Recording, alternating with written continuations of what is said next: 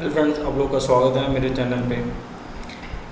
मैं आज आप लोगों को जो हमारे चार्ट होते हैं अलग अलग, जैसे बैंक निफ्टी, निफ्टी 50, सेंसेक्स और फिन निफ्टी हो गया, इन सबको मिला के आप कैसे अपनी ट्रेड में एक कंफर्मेशन पॉइंट ला सकते हो। ठीक है, देखिए भारत जैसे आप एक सिंपल सी बात है, अगर मान लो हाथ को चोट लगे तो दूसरे हाथ पे असर आएगा, शरीर पे असर आएगा, पूरे सिस्टम पे। इसी तरीके से अगर आपको ये पता है, जैसे कि मान लीजिए आप सारी मार्केट्स के चार्ट खोल के रखो हमेशा, ये मत सोचो कि नहीं निफ्टी 50 मैं ट्रेड करूँगा, निफ्टी 50 नहीं।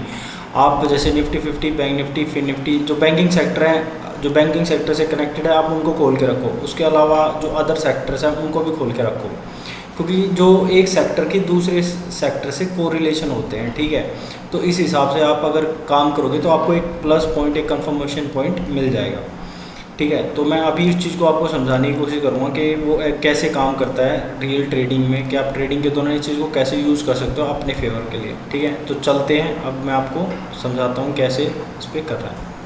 तो अभी जैसे आप सामने चार्ट देख रहे हो, तो इस चार्ट में जो सबसे मेन चीज़ क्या है ना, देखो सब जगह पे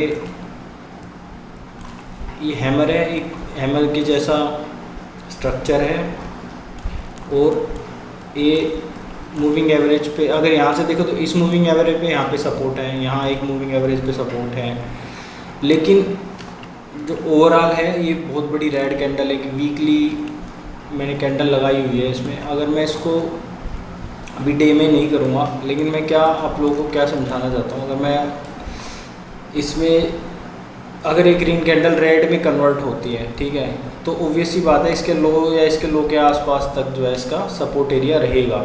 ठीक है, ऐसे ही इसमें रहेगा, ऐसे ही इसमें रहेगा। अभी तो सारी ग्रीन चल रही है, लेकिन आप कभी देखना जिस दिन मतलब मार्केट में मैनिपुलेशन होती है ना, तो एक साइड तो मार्केट ग्रीन चल रही होती है और एक साइड कोई रेड चल रही होती है। तो उस कंडीशन में आप कैसे ट्रेड करोगे, आपको पहले इनका डाटा रीड करना है। इनका डाटा आप कैसे रीड करोगे, सबसे पहले आप OI चेक कर सकते हो। अब जैसे पहले बैंक निफ्टी का OI देख लो आप, बैंक निफ्टी का जो एक साइड पुट का OI आप देख लो, सबसे ज़्यादा कहाँ पे है, ये 24 है और ये 20 है, जो सेकंड लास्ट जो हाई है, जहाँ पर ये सपोर्ट एरिया बन गया। पुट में जो OI होता है आप उसको एज ए सपोर्ट ट्रीट कर सकते हो, सबसे ज़्यादा जहाँ पर OI है वो वाला।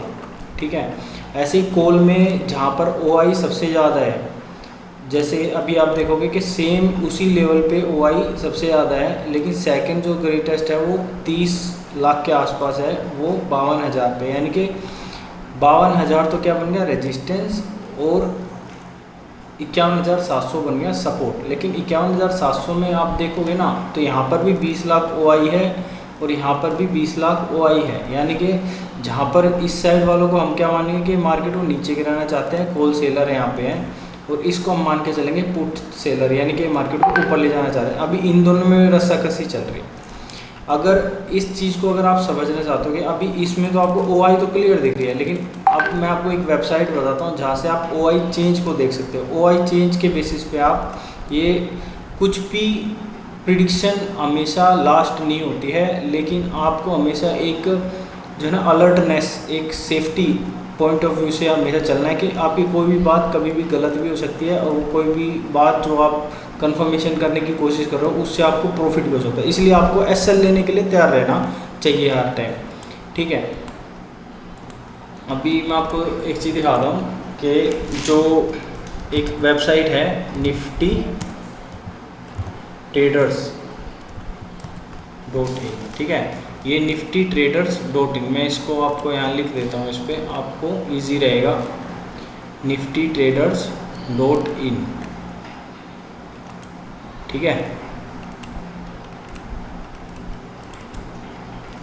ये है निफ्टी ट्रेडर्स.in। ठीक है, इस वेबसाइट पे मैं आपको ले जाता हूँ। इस वेबसाइट पे आप यहाँ पर जाओगे ना, ये ड्रॉप डाउन पे जाके आप बैंक निफ्टी सेलेक्ट कर लो, और यहाँ पर OI चेंज, यहाँ पे चेंज इन OI पे जाओ, और आप जब यहाँ नीचे देखोगे ना, तो यहाँ पर आपको अभी जैसे 51,700 पे से 51,800 पे आई है मार्केट। तो ये जो रेड वाला है ना, ये पुट सेलर्स हैं, यानी कि सपोर्ट बनता हुआ दिख रहा है। जो इसके अपोजिट साइड और जो कॉल सेलर हैं, कोल सेलर, इधर उन्होंने अपनी पोजीशन काटी है। नीचे का जो डंडा है वो क्या दिखाता है, उन्होंने अपनी पोजीशंस काटी हैं कोल सेलर्स ने यहाँ से, यानी कि मार्केट यहाँ से नीचे जाने की फेवर में अब नहीं है, और यहाँ पे जो है पुट सेलर्स ने पोजीशन बनाई है। तो ओवरऑल हम यहाँ से डाटा ऐसे रीड कर सकते हैं कि हाँ अभी चेंज कैसा आ रहा है ओआई में, क्योंकि देखो इस तरफ का जो ओआई है, इस तरफ का जो ओआई है वो भी अभी 20.56 लाख है, और इधर क्या है 19 मतलब बराबर है, 19-20 का फ़र्क है, इसमें आप कोई फ़र्क मत मानो, ठीक है। लेकिन रियल में जो चेंज आ रहा है ओआई में वो आपको वहाँ उस वेबसाइट से आप लाइव डाटा देख सकते हो। तो इससे आपको क्या अंदाज़ा आ जाएगा कि आप मार्केट ऊपर जाने के लिए ज़्यादा पुश कर रही है, ठीक है। तो इसका जो अगला रेजिस्टेंस है, यहाँ पर आप देखोगे ना, यहाँ पर अभी क्या है, कोल ज़्यादा है, यहाँ पर कोल सेलर ज़्यादा है, यानी कि ये रेजिस्टेंस हो गया 51,900 के आसपास। तो वैसे जो हमने अभी ओआई देखी थी वो 52,000 की है, ठीक है, 52,000 के आसपास है। लेकिन यहाँ पर इसका उल्टा हो रखा है, वो भी अब सपोर्ट में कन्वर्ट हो रही है। रेजिस्टेंस का मतलब वहाँ से प्राइस गिरना चाहिए कि मार्केट वहाँ जाएगी और फिर नीचे गिरनी चाहिए, वहाँ पर कोल सेलर ज़्यादा होने चाहिए।